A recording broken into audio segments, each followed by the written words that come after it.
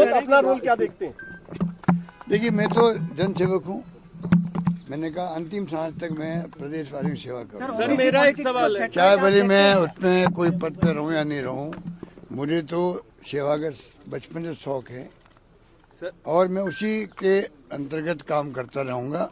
आप लोगों के बीच में रहूँगा, राजस्थान और छत्तीसगढ़ दोनों प्रदेशवासियों के बीच में रहूँगा, उनकी सेवा करूँगा। सर ये फैसला क्या लोकसभा चुनाव को लेकर के जो कांग्रेस की तैयारी है, इंडिया अलायंस की तमाम कवायद चल रही थी, उसके लिए भी एक झटका मानते हैं आप? देखिए, इन बातों का फर्क तो पड़ता ही है, पर मैं समझता हूँ जैसे खड़गे साहब ने कहा है, क्योंकि चुनाव में खड़गे साहब ने, राहुल गांधी जी ने, प्रियंका जी ने कोई कमी नहीं रखी। सबने, हमारे नेतृत्व ने जम के कैंपेन किया यहाँ पर और हमारी स्कीम इतनी शानदार थी, हमें उम्मीद थी कि स्कीमों के आधार पर आगे जो वादे करें उनके आधार पर और कानून ऐसे ऐसे पास किए उसके आधार पर सरकार हमारी बनेगी। नहीं बन पाई।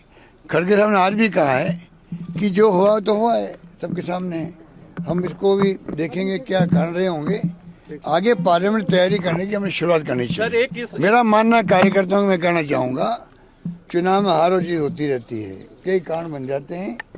उसमें जो मोदी जी, अमित शाह जी और जितने नेता आए थे बाहर से, 5-7 मुख्यमंत्री आ गए, पूरा धावा बोला मेरे पर और सरकार पर।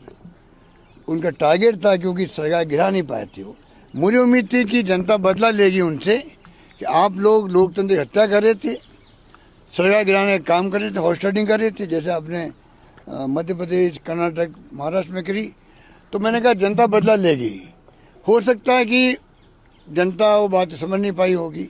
सर जो सचिन पायलट के साथ, इसलिए मैंने जो उम्मीद की थी कि जनता बदला लेगी इन लोगों से जो लोकतंत्र के हत्यारे हैं।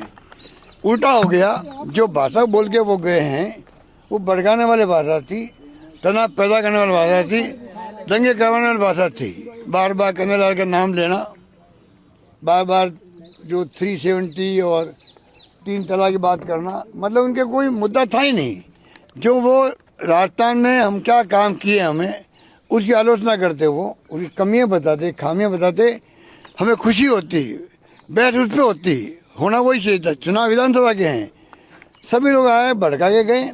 अब हो सकता है हिंदू और मुस्लिम और जो धर्म की बात ये लोग करते हैं वो भी एक कारण हो सकता है, क्योंकि जो ध्रुवीकरण हुआ है, लगता है कि मध्य प्रदेश में, छत्तीसगढ़ जैसे राज्य में जहाँ की एक तरफा जीत थी, मध्य प्रदेश में जनता इलेक्शन लड़ रही थी बीजेपी के खिलाफ में, ये माहौल था आज से 4 महीने पहले, 3 महीने पहले।